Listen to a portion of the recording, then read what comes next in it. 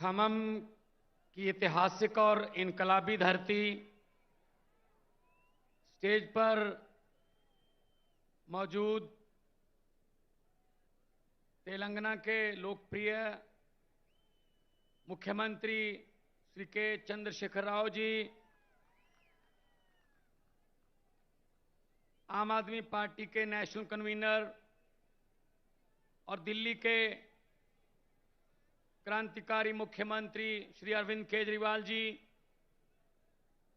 Samajwadi party के अध्यक्ष और यूपी के एक्स मुख्यमंत्री अखिलेश यादव जी, सीपीआई के जनरल सेक्रेटरी डी राजा जी और केरला के मुख्यमंत्री जो बोलकर चले गए हैं, और बाकी सभी बीआरएस पार्टी के नेतागण और ऑफिसर साहबान, और इतनी भारी संख्या में यहां पर हमारा हौसला बढ़ाने के लिए आने के लिए शुक्रिया। आपका एक एक कदम हमारे सर माथे पर। सबसे पहले सबको नमस्कार, सत श्री अकाल।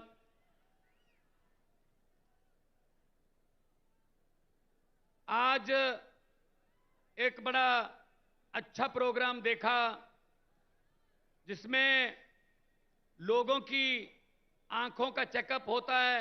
बहुत बड़े लेवल पर चश्मे बांटे जा रहे हैं और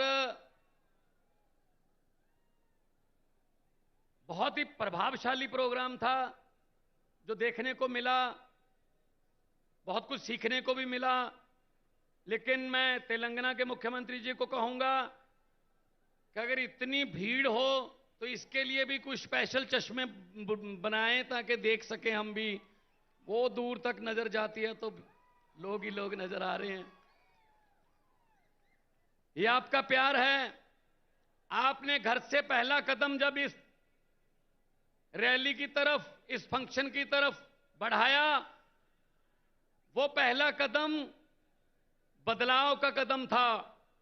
आपका यहां पे आना इस बात का सबूत है कि आप देश को प्यार करते हैं। आपको चिंता है कि देश कहां जा रहा है। आपको इस बात का ज्ञान है कि देश नफरत की राजनीति को बर्दाश्त करने वाला नहीं है। यह देश एक गुलदस्ता है, अलग अलग रंगों के फूल हैं, लेकिन कुछ लोग चाहते हैं कि गुलदस्ते में सिर्फ एक ही रंग के फूल हों। यह हो नहीं सकता। यह हो नहीं सकता। जिस गुलदस्ते में सिर्फ एक ही रंग के फूल हों उसको ज्यादा देर देखा नहीं जाता। असल में फूलों की रंग की जो विभिन्नता है वही उसको गुलदस्ता बनाती है। तो आज देश क्या मांग रहा है? देश मांग रहा है रोजगार। Youngest country on the earth India, Bharat, लेकिन युवा बेरोजगार हैं। इन्होंने वादा किया था 2 करोड़ रोजगार हर साल पैदा करने का, वो भी जुमला निकला। इन्होंने वादा किया था किसानों की आमदनी दुगनी करने का, जुमला निकला। इन्होंने कहा था बहुत हुई महंगाई की मार, जुमला। इन्होंने कहा था 15 लाख हर घर के खाते में आ जाएगा, जुमला। तो भारतीय जुमला पार्टी बीजेपी जो है वो देश को मिसलीड कर रही है। वो हर चीज हथियाना चाहते हैं। ये भी मेरा हो जाए, ये भी मेरा हो जाए।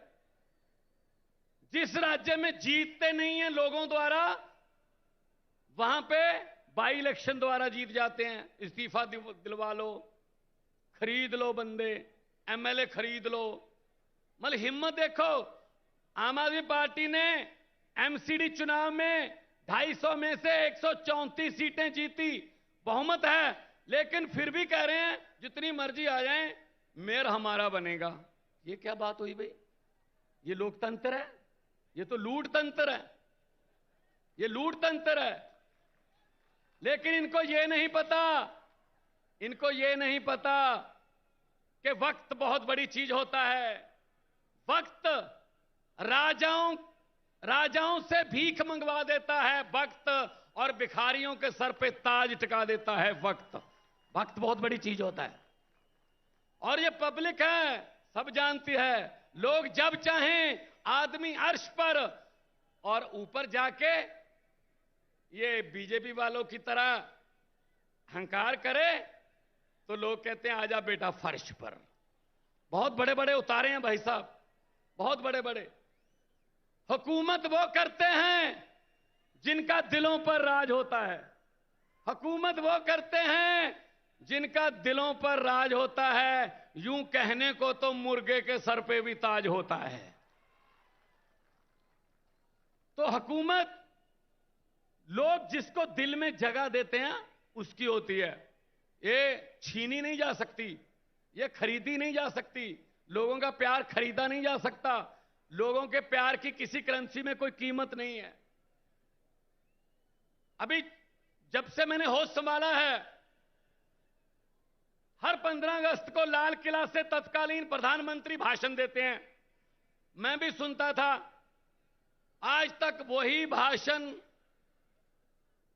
अफसरों का लिखा लिखाया, रटा रटाया भाषण, लाल किला के सामने से बेरोजगारी पर चिंता व्यक्त, महंगाई पर थोड़ी ज्यादा चिंता व्यक्त, आतंकवाद पर सबसे ज्यादा चिंता व्यक्त, और 15 अगस्त खत्म।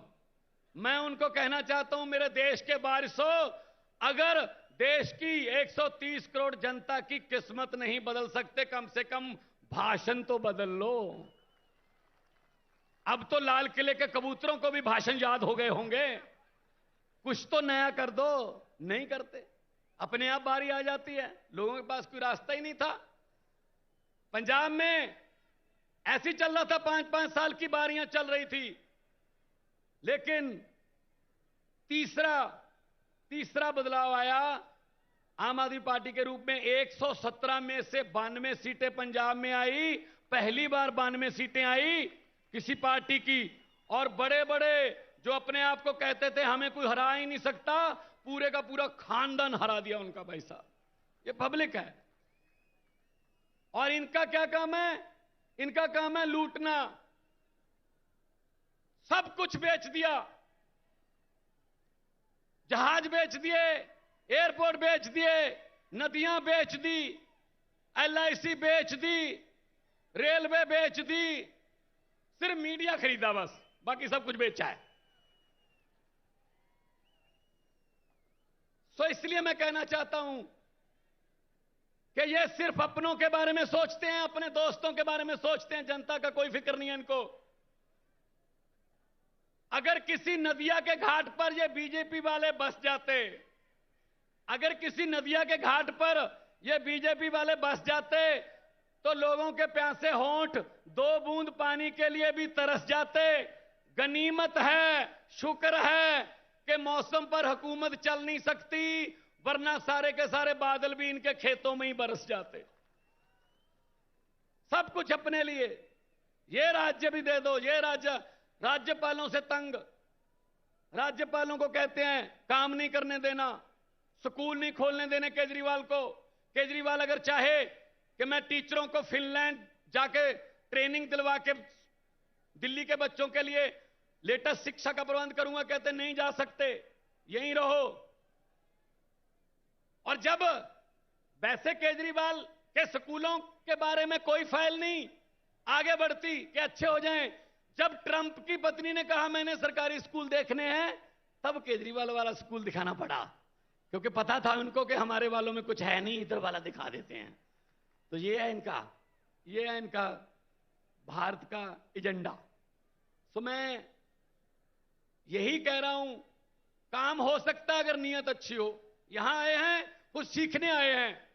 ये वाला कार्यक्रम, ये आंखों का, क्योंकि पंजाबी में कहावत है, दंद गए ता स्वाद गया, अखां गईयां ता जहान गया। दांत गए तो स्वाद गया, आंखें गई तो जहान गया। तो ये प्रोग्राम बहुत ही अच्छा, हम तो सीख के गए हैं। पंजाब में भी मैं इसी तर्ज पर शुरू करूंगा सारा प्रोग्राम। ये अच्छी चीज कहीं से भी सीखी जा सकती है। अच्छी चीज कहीं से भी सीख लो। ये नॉलेज शेयरिंग का जमाना है, स्टार्टअप का जमाना है, दुनिया गांव बन गई है, कहीं से भी कुछ भी सीख लो। तो मैं तो आज आपको ये कहने के लिए आया हूं और बधाई भी देने आया हूं आपके मुख्यमंत्री जी को, जिन्होंने संघर्ष किया और तेलंगाना के लिए संघर्ष किया, और तेलंगाना देश में चमक रहा है। और देश, क्योंकि देश जो है वो रंग बिरंगे फूलों का देश है। मैंने पार्लियामेंट में बोला था, ये कह रहे थे, डिबेट चल रही थी, 2-2 घंटे के भाषण दे रहे थे ये बीजेपी वाले, इस समाज को ये, इस समाज को ये बरादरी, ये समाज। मैंने कहा जी मुझे टाइम दे दीजिए। कहते टाइम है नहीं। मैंने कहा जी 30 सेकंड दे दीजिए स्पीकर साहब। कहते 30 सेकंड में क्या बोलोगे? मैंने 30 सेकंड में बोला। 30 सेकंड में मैंने कहा कि लंबे सफर को मीलों में मत बांटिए, लंबे सफर को मीलों में मत बांटिए, कौम को कबीलों में मत बांटिए। एक बहता दरिया है मेरा भारत देश, इसको नदियों और झीलों में मत बांटिए। सब कुछ आ गया इतने में, यहां ना पहुंचे रवि, वहां पहुंचे कवि। तो पंजाब में 100 मोहल्ला क्लिनिक 15 अगस्त को बना दिया था, 26 जनवरी तक 400 और 500 मोहल्ला क्लिनिक बन गए। स्कूलों का कायापलट कर रहे हैं, एजुकेशन की तरफ ध्यान दे रहे हैं। करप्शन हमने लगभग बंद कर दी, और पकड़ पकड़ के इनके कांग्रेस के जो करप्ट नेता थे वो जेल में हैं। और कांग्रेस के बारे में तो ये मशहूर हो गया अब कि कांग्रेस किसी भी स्टेट में चेंज नहीं है, एक्सचेंज है। वो तो बस किसी की 2-4 एमएलए कम हैं तो कांग्रेस से खरीद लो, बहुमत जरा और तगड़ा करना है तो इधर से खरीद लो। वो तो कांग्रेस को तो अपने ऑफिस पे लिख लेना चाहिए, यहां पर लोगों द्वारा जिताए गए विधायक सस्ते रेटों पर बेचे जाते हैं। ये हालत है उनकी। उनका भी उतना ही कसूर है इस देश की बर्बादी में, जो आजकल चल रही है बर्बादी। तो देश नंबर 1 बनाना है ना। सब कुछ दिया इस देश को भगवान ने, हर किस्म का मौसम दिया, पहाड़ दिए, नदियां दी, कोयला दिया, मारूथल, पानी, समंदर, क्या, और इतने मेहनती लोग 130 करोड़। बस एक चीज नहीं दी, सच्ची नीयत वाले नेता बहुत कम दिए हैं। सच्ची नीयत वाली सरकार आ गई देश में, यही देश नंबर 1 बनेगा, यही देश नंबर 1 बनेगा। और मैं आखिर में 2 नारे लगवाऊंगा। शहीद आजम भगत सिंह, राजगुरु सुखदेव जब अंग्रेजों के साथ लड़ रहे थे आजादी के लिए, तब वो नारा लगाते थे, और उस नारे से अंग्रेजों की महलों की खिड़कियां कांप जाती थी। दोनों हाथ ऊपर करके नारा लगाना है, उनकी आत्मा को भी सुकून मिलेगा। चलो हैं अभी खमम में लोग जिन्होंने हमारा इनकलाब का नारा दिया, बुझने नहीं दिया। इस दिए में चाहे हमें तेल की जगह अपना खून डालना पड़े, लेकिन इनकलाब का दिया बुझने नहीं देना। दोनों हाथ ऊपर उठाकर इनकलाब, इनकलाब। लोगों को अक्सर कहते सुना है, लोगों को अक्सर कहते सुना है, जिंदा रहे तो फिर मिलेंगे। लोगों को अक्सर कहते सुना है, जिंदा रहे तो फिर मिलेंगे, लेकिन इस पंजाबी दिल ने कहा है, मिलते रहे तो जिंदा रहेंगे। बहुत बहुत धन्यवाद, बहुत बहुत मुबारकबाद आपको, बहुत बहुत शुक्रिया। ఇన్కిలాబ్ గురించి అద్భుతంగా, ఎందుకంటే భగత్ సింగ్ గారి గడ్డ నుంచి వచ్చారు కాబట్టి